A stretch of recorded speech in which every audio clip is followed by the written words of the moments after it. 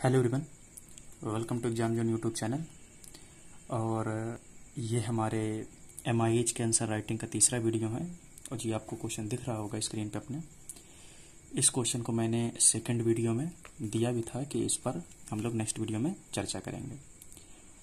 तो मुझे उम्मीद है कि आप सबने वो पहला और दूसरा वीडियो देख लिया होगा, तब ये वीडियो देख रहे हैं, क्योंकि वो बहुत बेसिक वीडियो है समझने के पॉइंट ऑफ व्यू से। तो ठीक है, आज हम लोग इस प्रश्न को देखते हैं और समझते हैं कि ये कैसे होगा। ठीक, चलो।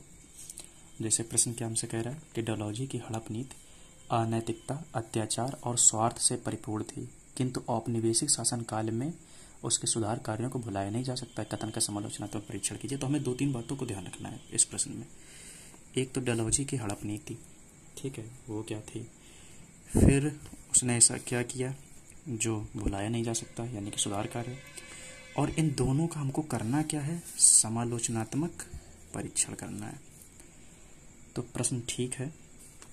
अब प्रश्न को समझना कैसे, ये सारी चीज़ें मैं अपने फर्स्ट वीडियो में बता चुका हूँ, समझा चुका हूँ। तो वो ज़रूर देखो अगर आप बिल्कुल शुरुआती अभ्यर्थी हैं तो। ठीक है, अगर नहीं है तो मेरे हिसाब से आप ये प्रश्न कर ही लेंगे। तो पहले मैं कुछ चीज़ों को लिखता हूँ, समझाता हूँ, उसके बाद में आगे बढ़ते हैं। जैसे मैंने पहले भी कहा है कि अगर कोई भी प्रश्न हो, कैसा भी प्रकार का प्रश्न हो, अगर उस पर आपको लिखना है तो 2 से 3 बातें एकदम समझ लीजिए 100% ज़रूरी हैं कि उस टॉपिक पे आपकी कम से कम 50 से 60% पकड़ हो, या 50 से 60% आपने उस टॉपिक को पढ़ा हो। अब जैसे कि मान लीजिए टॉपिक है, तो डलहौजी की हड़प नीति के बारे में कम से कम आपको 5 से 6 बिंदु पता होने चाहिए। फिर उसने ऐसा सुधार कार्य क्या किए हैं, या भारत में आधुनिकता की नींव उसने कैसे डाली है, तो उसके कम से कम 5 से 6-7 पॉइंट पता होने चाहिए बस। उसके बाद तो सारी लफाजी होती है उत्तर लिखने में। अगर आप स्टार्टिंग के, फिर जैसे धीरे धीरे धीरे धीरे करके मैच्योर होते जाएंगे, फिर उत्तर लिखने को उत्तर और अच्छा होता जाएगा और अच्छा होता जाएगा। आप सोच पाएंगे कैसे पॉइंट को जोड़ें, कैसे अपना इंट्रो सही करें, कैसे निष्कर्ष सही करें। तो इस टाइप से समझे। तो एक एक शब्द का मतलब समझते हैं। सबसे पहले समझते हैं कि जो समालोचनात्मक परीक्षण है, इसका मतलब क्या है। अगर ये चीज़ आ जाएगी तो हम कैसे करेंगे। समालोचनात्मक परीक्षण, इस इंग्लिश में इसको क्रिटिकली एग्जामिन कहते हैं। क्रिटिकली एग्जामिन, समालोचनात्मक परीक्षण। जब भी प्रश्न में समालोचनात्मक परीक्षण लिखा हो या आलोचनात्मक परीक्षण लिखा हो, क्रिटिकली एग्जामिन इंग्लिश में लिखा हो, ठीक है, तो उसमें 2 बातों को बहुत विशेष ध्यान देना होता है। जैसे पहले क्या करेंगे, पहले सही होने पर तर्क दीजिए या सही बात का तर्क दीजिए। पहले सही होने के पक्ष में तर्क प्रस्तुत करें। ठीक है, ये पहली बात हो गई। सेकंड बात क्या होगी, फिर उसके गलत होने के पक्ष में तर्क या प्रमाण कह सकते हैं, प्रमाण दें। ठीक है, फिर गलत होने के पक्ष में, गलत होने के पक्ष में तर्क। ठीक है, और देन तीसरा जो पॉइंट रहेगा वो हमारा निष्कर्ष का रहेगा। और निष्कर्ष हम लोगों को 50-50% लेके चलना है। मतलब 50% सही बात बोलिए और 50% बात में उसकी आलोचना कर दीजिए। तो इस प्रकार से समालोचनात्मक परीक्षण के अंदर लिखना होता है। जैसे इस प्रश्न में समालोचनात्मक परीक्षण कैसे करेंगे, तो प्रश्न समझना भी जरूरी होता है। प्रश्न आपने पढ़ लिया, ठीक है, अब लिखना कैसे है तो वो भी समझना है। स्टार्टिंग प्रश्न मैं इसी वजह से ले रहा हूँ कि एक बार आपके पास पकड़ बन जाए, आपको लिखना आ जाए, आपके हाथ खुल जाए, फिर हम लोग धीरे से बड़े बड़े प्रश्नों पर आए, जो एक प्रश्न में 7 से 8 बातें पैक्ड होती हैं। इन प्रश्नों को भी करने की कोशिश करेंगे। तो क्या करना है इस प्रश्न में, ठीक है। तो सबसे पहले हड़प नीति को देखते हैं। अब अगर जैसे मान लीजिए हड़प नीति है, तो हड़प नीति को, जैसे हड़प नीति समझा दी,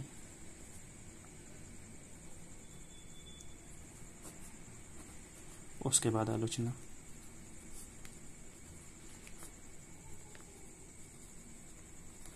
ठीक है। और हड़प की नीति बाद सुधार कार्य, ठीक है, सुधार कार्य बताने के बाद इसकी आलोचना, ये करना है, हमको हड़प नीति पर फोकस करनी है, हड़प नीति बतानी है, फिर हड़प नीति की आलोचना करनी है, सुधारकार बताने हैं, उसकी आलोचना करनी है, और वही 50-50% कहानी निष्कर्ष में डाल देनी है। तो इतना कर लिया, कहानी बन गई। ठीक है, तो जैसे कि मैं हर एक में बताता हूँ, हर एक वीडियो में, कि हमारे पास कुछ क्रक्स होना चाहिए। हर क्वेश्चन लिखने का क्रक्स होना चाहिए। तो इसमें दो बातें, हड़प नीति, सुधारकार। तो जैसे कि मैंने पहले कहा है कि आप एक नोटबुक बनाइए, और नोटबुक से संबंधित जो भी बातें हैं वो मैंने अपने फर्स्ट लेक्चर और पिछले लेक्चर में बता रखा है, तो वो जरूर देखो। ठीक है, बहुत ज़रूरी है वो। जैसे हड़प नीति है, ठीक है, तो इससे संबंधित हमारे पास क्या क्या बातें हैं। हमको पता है कि एक तरीके से गोद निषेध है, कि अगर स्वयं के उत्तराधिकारी ना हो तो हम किसी भी बच्चे को गोद नहीं ले सकते थे। ठीक है, तो उसमें हड़प नीति आएगी। इसी के अंतर्गत एक आपको पता होगा 1856 की अवध का विलय किया गया था कुशासन के आधार पर। ठीक है, नाना साहब को वो पेंशन देने से मना कर दिया गया था, पेंशन देने से मना किया गया। ऐसे कुछ पॉइंट हम लोगों को निकाल कर रख लेने। जैसे मैंने कोड बना रखा है कि हड़प नीति के अंतर्गत किन लोगों को लिया गया, तो सब जन ऊब जाते हैं झरने से। यहाँ पे झा मुझे लेना था, तो आप जो भी लिख लीजिए, झरने से। तो सा का मतलब सतारा हो गया, बा का मतलब बघाट हो गया, जा का मतलब जालोर हो गया, ना का मतलब नागपुर हो गया, ऊ का मतलब उदयपुर हो गया। ठीक है, बा का मतलब बघाट हो गया, यहाँ पे जा का मतलब एक जैतपुर है, फिर झा का मतलब झांसी है, और सा का मतलब संबलपुर है, इस हिसाब से। ठीक है, तो ऐसे आप भी अपने हिसाब से कोई भी पॉइंट बना लीजिए जो आपको सही लगे। तो हड़प नीति से बस मुझे इतने पॉइंट से मैं ये सारी बता करके फिर इनकी आलोचना कर दूंगा। और आलोचना बस करने की एक कला है। किसी भी प्रश्न की आलोचना कह सकते हो आसान होती है, बस आपको समझना है, उसके कुछ ट्रिगर पॉइंट को पकड़ना होता है, उसी ट्रिगर पॉइंट पर बस आलोचना करनी होती है। जैसे मैं समझाऊंगा भी इस वीडियो में, धीरे धीरे करके लिखते लिखते समझाते भी चलूँगा। ठीक है, तो जैसे सुधारकार क्या थे, तो भाई रेलवे का विकास भी अनेक टर्म हुआ है, रेलवे का विकास हुआ। ठीक है, डाक तार का विकास होता है। ठीक है, सड़कों वगैरह का निर्माण होता है, शिक्षा व्यवस्था बढ़िया हो जाती है। वुड डिस्पैच इसी के टाइम पर आता है, वुड डिस्पैच अगर आप लोगों ने पढ़ा हुआ हो। ठीक है, और बंदरगाह वगैरह खोल दिए जाते हैं। तो ये सब पॉइंट हो गए सुधारकार। सब इन्हीं पॉइंटों से मैं आंसर लिखने की कोशिश करूँगा। तो चलो फिर आंसर की शुरुआत करते हैं और देखते हैं कि आंसर इन पॉइंटों से किस प्रकार से लिखा जाए।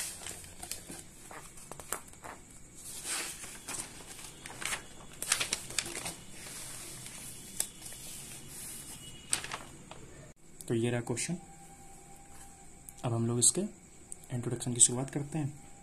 ठीक है, इंट्रोडक्शन बहुत टाइप से हो सकता है, लेकिन एक सिंपल सा इंट्रोडक्शन लिख करके कहानी को आगे बढ़ाते हैं। ठीक है,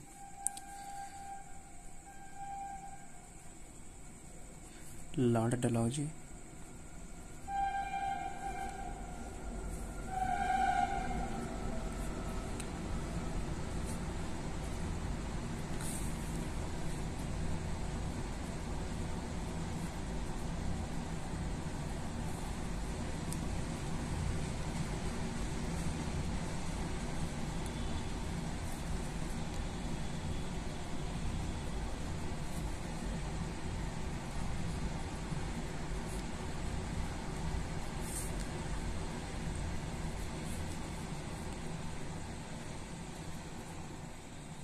जिसमें युद्ध एवं विचारधारा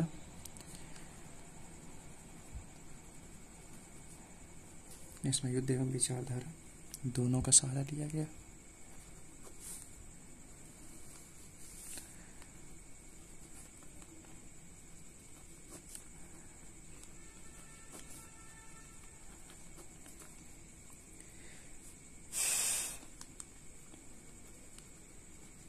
उत्पादित वस्तुओं का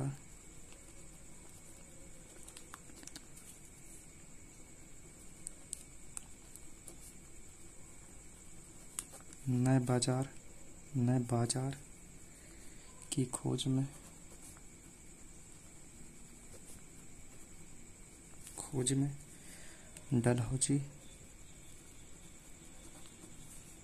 डलहौजी ने युद्ध एवं शांति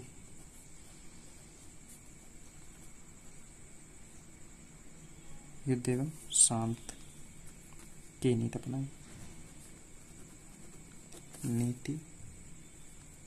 युद्ध एवं शांत की नीति के साथ हड़प नीति अपनाई। तो बस दैट्स इट। ये थोड़ा सा बड़ा चला गया, लेकिन कोशिश करनी कि बहुत शॉर्ट इंट्रो लिखी है, जैसे कि मैंने अपने पिछले वीडियो में बताया भी हुआ है। जो शॉर्ट रहेगा तो ठीक रहेगा, ठीक। वो धीरे धीरे प्रैक्टिस में आता रहेगा। जिससे भी मुझे लगा सारे पॉइंट लिख लिए जाए तो मैंने लिख दिया। अब where is my black pen. अब हेडिंग डाल दी जाए, हड़प नीति के बारे में चर्चा कर ली जाए कि हड़प नीति जो बताई गई वो देख लो। डलहौजी की हड़प नीति या डॉक्ट्रिन ऑफ लैप्स या फिर व्यपगत का सिद्धांत।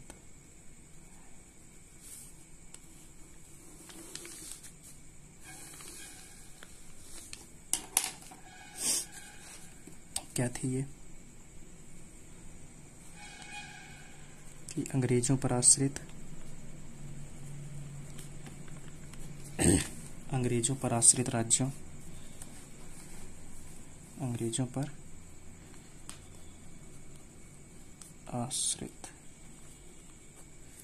राज्यों के यदि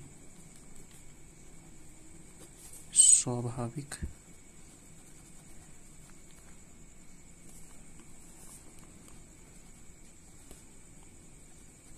उत्तराधिकारी ना हो, यदि स्वाभाविक उत्तराधिकारी ना हो तो अंग्रेजों की अनुमति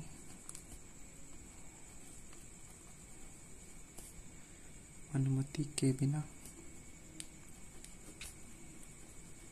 गोद लेकर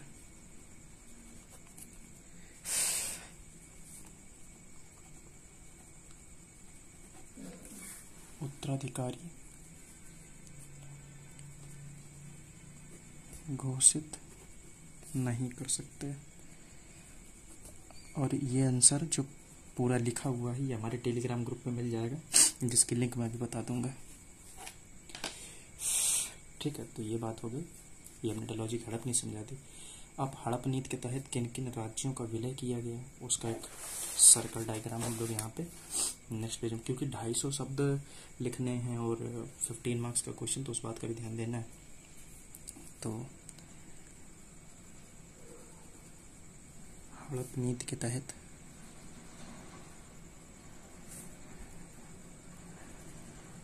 राज्यों का विलय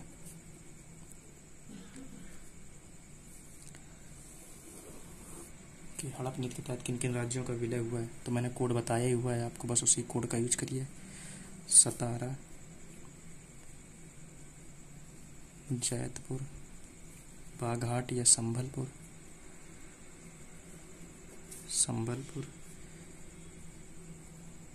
बाघाट, नागपुर, झांसी,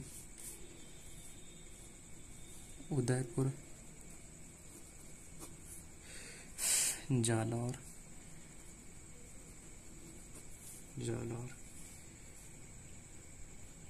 ठीक है, इतना ही है। ठीक, तो ये क्या हुआ, एक हमने कह सकते हो कि वेब डायग्राम टाइप का बना के रख दिया है।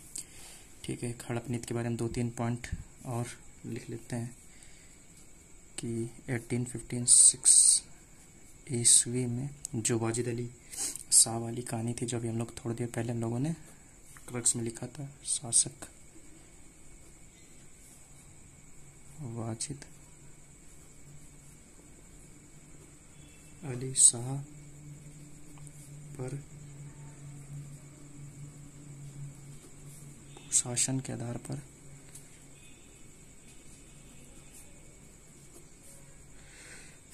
अवध का विलय।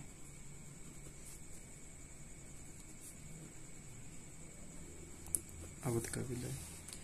इसी प्रकार से बाजीराव द्वितीय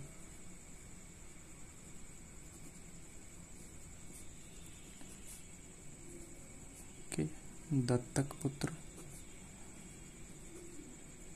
नाना साहब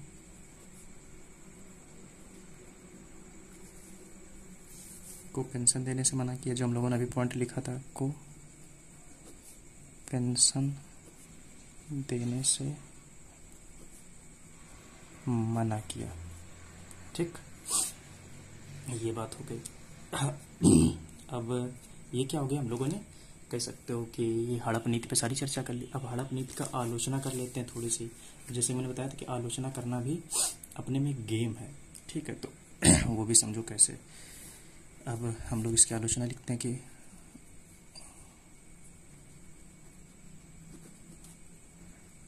उसकी यह नीति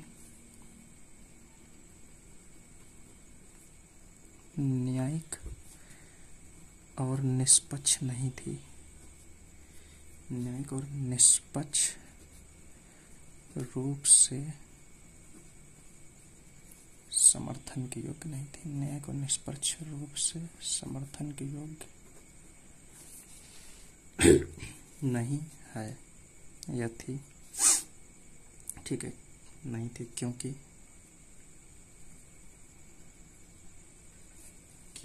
इसमें भारतीय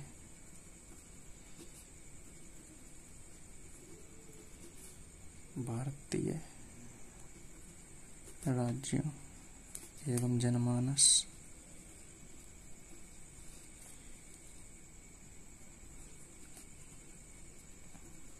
के हितों का ध्यान नहीं रखा गया।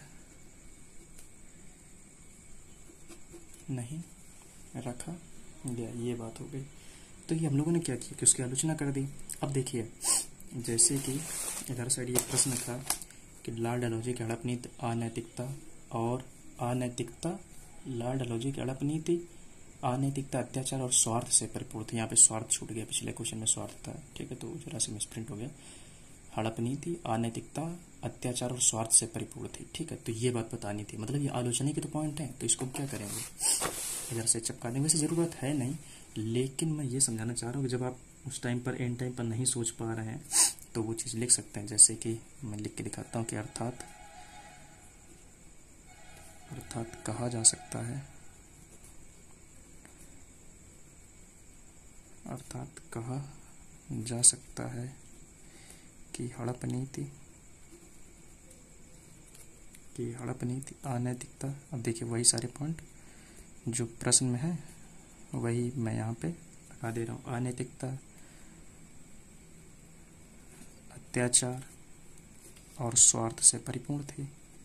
ये एक आलोचना हो गई। अब हम लोगों को क्या करना है कि उसके सुधार कार्य पर चर्चा करनी है। ठीक है, तो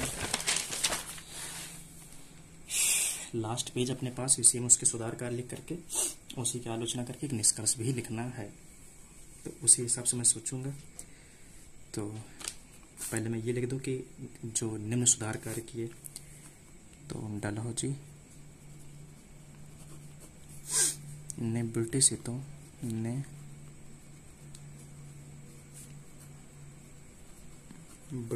हितों की पूर्ति के क्रम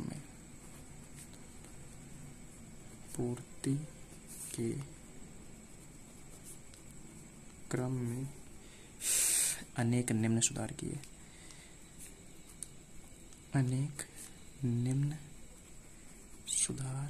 वैसे ये पॉइंट लिखने की जरूरत है भी नहीं और है भी, दोनों चीजें हैं। अब यहाँ पर एक वेब डायग्राम टाइप का बना लूँ। ठीक है, क्योंकि अब क्या करना है, सुधार की मतलब गिनती कराने के लिए कोई डायग्राम का यूज आना है। देखिए बस यहीं से डायग्राम की सोच आएगी आप लोगों की। ठीक है, तो एक डायग्राम एक वेब डायग्राम तैयार किया जाए।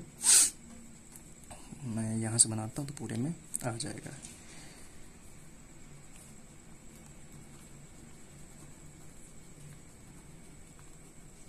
औपनिवेशिक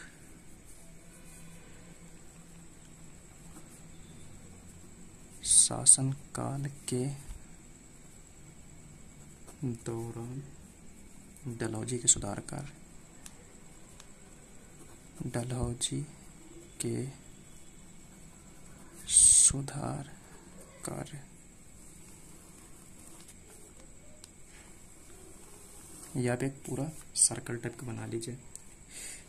ठीक है, इनके सुधार कार्य गिनवाया जाए। जैसा आधुनिक शिक्षा पर बल दिया, आधुनिक शिक्षा पर बल, आधुनिक शिक्षा पर बल, और वो भी वुड डिस्पैच का यहीं पर कंसेप्ट आता है। और वुड डिस्पैच को क्या कहा जाता है? भारतीय शिक्षा का मैग्ना कार्टा कहा जाता है। भारतीय शिक्षा का मैग्ना कार्टा कहा जाता है। ठीक है, और क्या किया?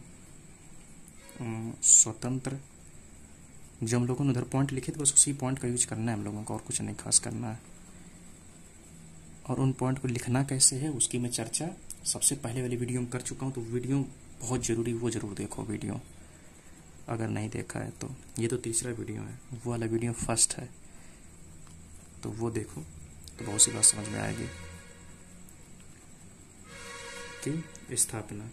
ठीक है, स्वतंत्र सार्वजनिक निर्माण विभाग की स्थापना, इसी से कई सड़कों की स्थापना हुई, और भी चीज़ों की स्थापना हुई। तो यहाँ पे मैं लिख सकता हूँ कई सड़कों का निर्माण। ठीक है, फिर संचार के क्षेत्र में यहाँ लिख लिया जाए, संचार के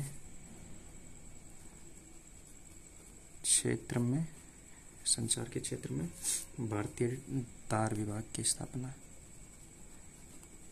भारतीय तार विभाग की स्थापना। ठीक है, परिवहन के क्षेत्र में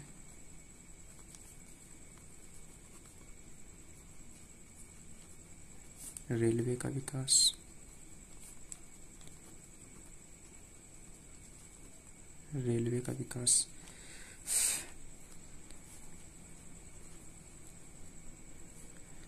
भारत के बंदरगाहों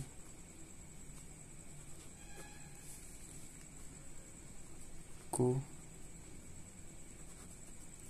विदेशी व्यापार के लिए खोल दिया गया, ये खोला गया, के लिए खोल दिया। तो ये सारे पॉइंट एक वेब डायग्राम के हिसाब से हमारा आ गया। अब इसके बाद कुछ भी लिखने की जरूरत नहीं है। तो वही मैं कहता हूँ, डायग्राम जितना बना सकते हो बनाओ, डायग्राम का फायदा बनता है और मिलता है। तो मैं वही सिखाने की कोशिश कर रहा हूँ कि आप डायग्राम भी कैसे बनाएंगे। अब क्या आप सारे पॉइंट आ ही गए, बस इसका सीधे से कंक्लूजन लिख लिया जाए, निष्कर्ष कर दिया जाए।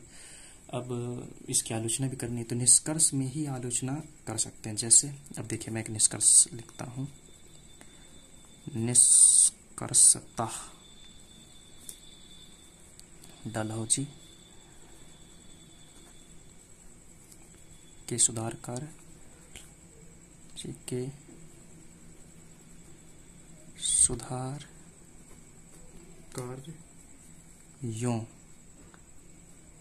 सुधार कार्यों ने भारत में आधुनिकता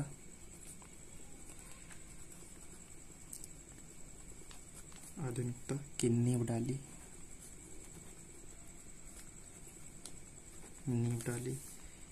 तो ये क्या हो गया, मैंने पॉजिटिव पॉइंट बता दिया। अब इसकी आलोचना कर दें निष्कर्ष में, जैसे मैंने बताया था 50% पॉजिटिव 50% नेगेटिव।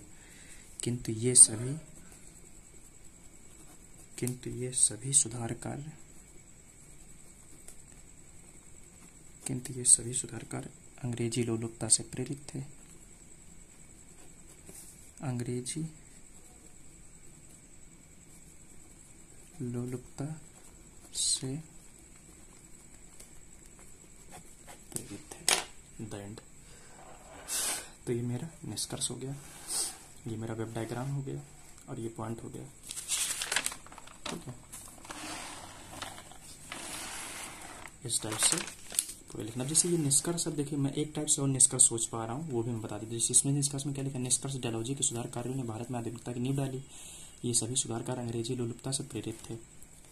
अब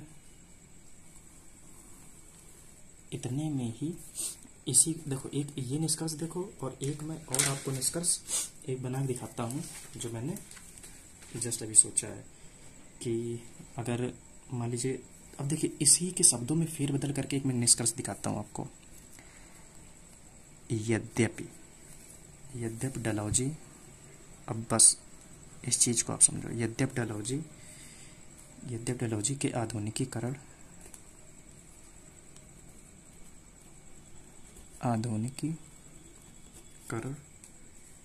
के ये प्रयास के ये, मैं इधर साइड जा रहा हूँ क्योंकि मुझे पूरे में कंपैरिजन करके समझाना है कि एक निष्कर्ष भी बदल के या अलग अलग तरीके से सोच के कैसे लिखा जा सकता है। औपनिवेशीकरण